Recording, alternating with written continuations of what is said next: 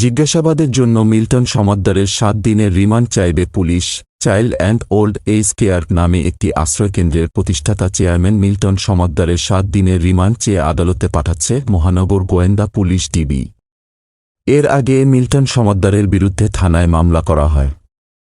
তার বিরুদ্ধে মৃত ব্যক্তিদের জাল মৃত্যু সনদ দেওয়ার অভিযোগে এই মামলা করা হয়। ডিবি সূত্র জানিয়েছে, মিল্টনকে ৭ দিনের রিমান্ড চেয়ে আদালতে পাঠানো হচ্ছে। তার বিরুদ্ধে হওয়া মামলা তদন্ত করবে ডিবি পুলিশ। তাকে রিমান্ডে আনলে তার অপকর্ম সঙ্গে জানা যাবে। এ কারণে তাকে আদালতে তুলে রিমান্ড আবেদন করা হবে। বুধবার ১ মে রাতে মিল্টন সমাদ্দারকে গ্রেপ্তার করা হয়। এরপর সাংবাদিকদের সাথে আলাপকালে ঢাকা মহানগর পুলিশের ডিএমপি অতিরিক্ত কমিশনার ডিবি মোহাম্মদ হারুন আর রশিদ জানান, মিল্টন সমাদ্দারকে আমরা গ্রেপ্তার করেছি। তার বিরুদ্ধে অনেক অভিযোগ। তার বাড়ি বরিশালের উজিরপুরে। বাবাকে পেটানোর কারণে এলাকাবাসী তাকে এলাকা ছাড়া করে।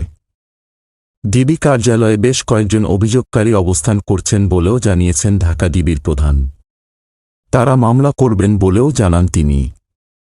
এর আগে সন্ধ্যা ৭:৩০টার দিকে ডিবি পুলিশের একটি দল রাজধানীর মিরপুরে চাইল্ড অ্যান্ড ওল্ড এজ কেয়ারের সামনে থেকে মিল্টন সমাদ্দারকে গ্রেপ্তার করে।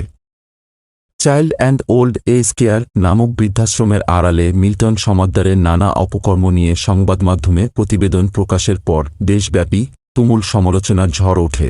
গোলাম মোস্তফা, ডেস্ক রিপোর্ট, বিই নিউজ।